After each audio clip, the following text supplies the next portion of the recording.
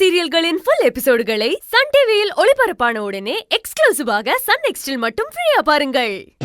Chidambaram sir உங்களை எதிர்த்து சண்டை போடும் போதெல்லாம் அவரை நீங்க பல தடவை மன்னிச்சு விட்டுருக்கீங்கன்னு எனக்கு தெரியும் சார். நான் சொல்ல வர்றது என்னன்னா, பல தடவை உங்களை எதிரியா பாக்குறவரையே நீங்க மன்னிச்சு விடும்போது ஒரே ஒரு தடவை உங்க பையனை மன்னிச்சு விடலாமே சார். போதும் நிறுத்துங்க டீச்சர். இவனை நான் உங்களுக்காக தான் இந்த வீட்டுக்குள்ளேயே விட்டேன்.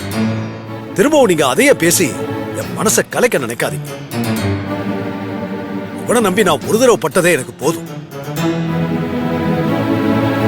இந்த வீட்டுல இருக்கிற யார் பேச்சையும் கேட்கவும் மாட்டேன், நம்பவும் மாட்டேன். நான் போறதுதான். யாரும் தடுக்க முடியல.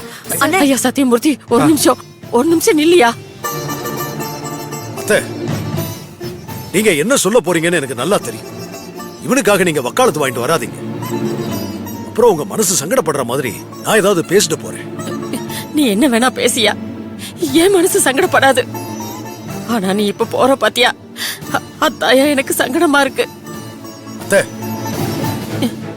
இங்க பாரியா, உன் மகனுக்காக நீ போறேடா, அத நான் தடுக்கலையா.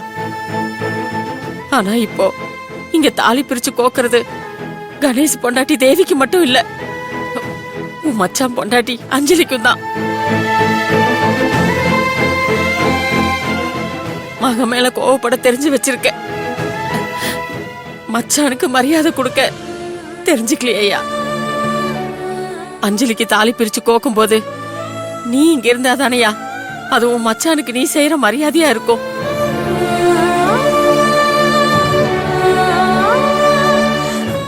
ஐயா, உன் பையனுக்காக இல்லைனாலும் கூகுளுக்காக நீ இங்க இருக்கணும் ஐயா.